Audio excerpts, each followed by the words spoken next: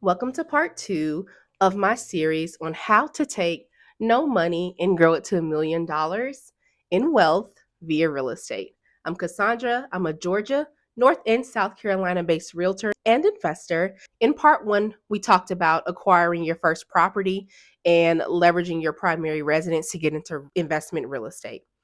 Now we're going to go into your second property and you're going to rent out your first property. Now let's assume that we're buying about $300,000 properties in your market. For Georgia and the Carolinas, you can probably get something brand new with that purchase price. But let's assume you have a 6% growth rate year over year. For your initial property, you're looking at about $18,000 worth of wealth built in that first year with no money invested.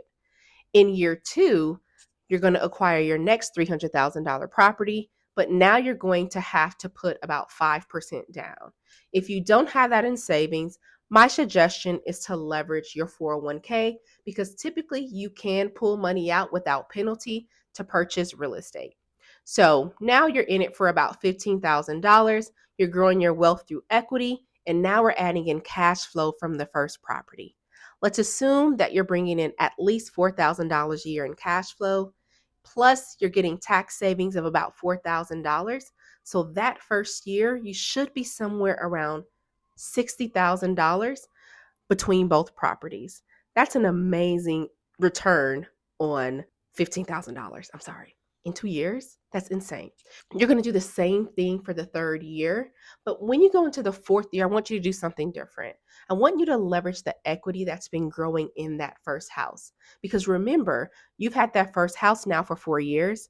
You're growing at a market rate of about 6% year over year. So in 4 years, if we don't have some sort of weird economic downturn, you're going to be somewhere between $80,000 and $100,000 in equity. To purchase your next property, my suggestion is to do something called a HELOC, which is a home equity line of credit.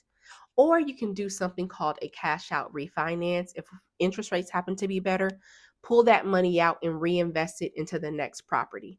Now you can get into properties that you may not necessarily want to occupy, but they could potentially cash flow very well. In part three, we're going to talk about ways to mitigate risk and how to identify really well cash flowing properties specific to the Atlanta market.